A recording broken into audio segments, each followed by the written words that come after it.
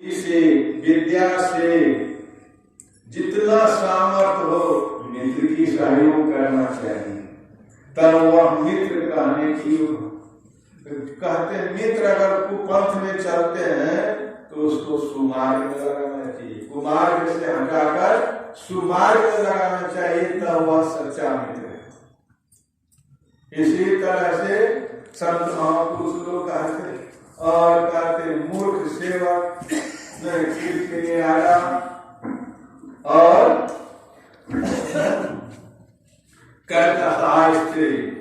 कहते ये कांट के तरह सुल करते सुल बड़ा दुख देते।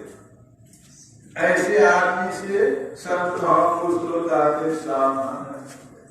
पत्नी भी कैसा होना चाहिए, दुख में सुख में साथ में, तब वह पत्नी एक होता है पर धर्म पत्नी, एक होता है पत्नी नहीं। धर्म पत्नी का काम क्या है?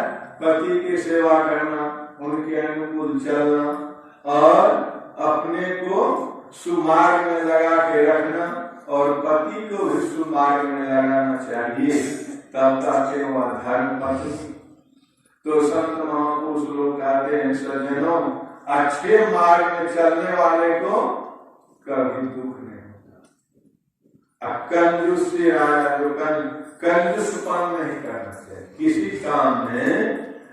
जो पूज्य बाबा कहते थे कोई जग भी करते हो, कुछ भी करते हो, अगर उदार मन से करोगे उसमें खोट नहीं रहेगा, कोई चीज घटेगा। अब मन में जैसे आ गया जो घटा उसी समय घटने लगे उदार। ऐसो उदार को जग माही बिनु सेवा जो धर्म राम पर राम सरिस को है। ऐसे उदार तो हम लोगों को क्या करना चाहिए? तो मित्र के साथ तेरा सुने थे मित्र अच्छा होना चाहिए, मित्र सांप की टेढ़ा में अच्छा नहीं। अगर वह बिल में घुसे तो बिल्कुल सीधा हो जाते, टेढ़ा नहीं करते। तो हम लोग ध्यान अभ्यास करते हैं, हमारे जो विषय वासना मन है, संसारी मन है, तो टेढ़ा मेढ़ा।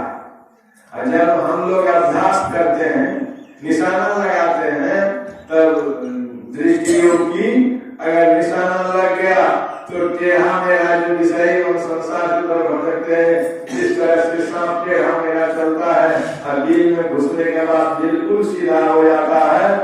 तो उसी तरह से संत महापुरुष कहते हैं अगर आप दोनों तिल के बीच, दोनों नयन के बीच आप चले जाएंगे तो आप समझिए आप परमात्मा के हाथ में चले गए।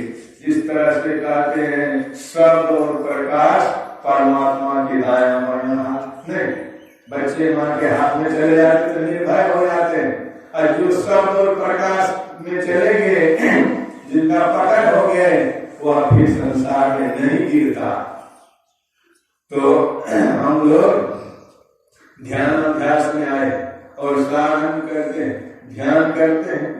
ध्यान करने के समय में हम लोग कैसे बैठना चाहिए? जितने देर आप बैठिए ठीक से बैठिए, नहीं ठीक से बैठेंगे आपको निशाना लेने में, प्रत्याहार करने में आराम मिलेगा। और जैसे तैसे बैठिएगा तो आपको कुछ ध्यान अभ्यास में अभ्यास करना है। नहीं जैसे सैनिक लोग अभ्यास करते नहीं तो कहते निशाना लगाने की, निशाना लगाते हैं तो कहते यह नाभि को मारने के लिए, तो निशाना लगाया, देखते हैं गोली बाया होके चलेगी, कहते फिर लगाओ, फिर दाया होके चलेगी, कहते फिर लगाओ, फिर लगाते नीचा होके चलेगे, कहते फिर लगाओ, फिर ऊपर चले गए। कई बार होते हुए जब निशाना स्थिर हो जाते हैं, कंपन बंद हो जाते हैं, दृष्टि स्थिर हो जाती है, और तब निशाना लगाते सही निशाना। तो हम लोग भी बैठते हैं तो हम लोग भी निशाना लगावे। कहाँ निशाना लगावे? जहाँ गुरु ने बताया वहां निशाना लगाने से अगर निशाना लग गया तो जन्म जन्मांतर के पाप हो जाते सब। इसी तरह से संत मत का नियम है। कुछ बाबा कहते थे कि जैसे तपस्वी लोग तपस्या करते हैं जंगल में, नहीं कहाँ कहीं जाकर के लोग कोई उपवास करते हैं, कोई पानी में डूब के रहते हैं, बहुत करते हैं। तो कहते हैं ना जोगी जोग से धावे, ना तपसी दे जवावे, सूरत का खेल दे। नहीं कहते हैं ना जोगी जोग से धावे, ना तपसी दे जवावे, सूरत का खेल दे। सूरत का खेल नहीं,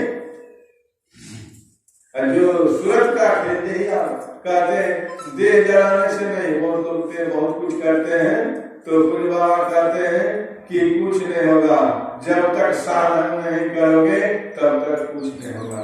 साधन करने वाले सुखी रहते हैं, उनको लोभ नहीं होता, उनके मन चंचल रहता है, स्थिर रहता है। कुछ बाबा की वाणी में लिखे हैं कि संसारी मन चंचल रहता है, नहीं निश्चल मन में परमार्थ। संसार में मन चंचल रहते, आप परमार्थ नहीं ले सकेंगे। जब आपका मन स्थिर हो जाए, मन स्थिर हो जाए तो स्थिर मन परमार्थ मन होते। उसी तरह से हम लोग करते रहें तो हम लोगों का जीवन सुखमय होगा।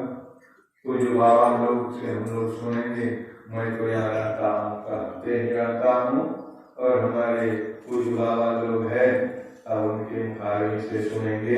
हमारे मास्टर साहब बाबू संचालन करते हैं, बड़े अच्छे ढंग से करते हैं।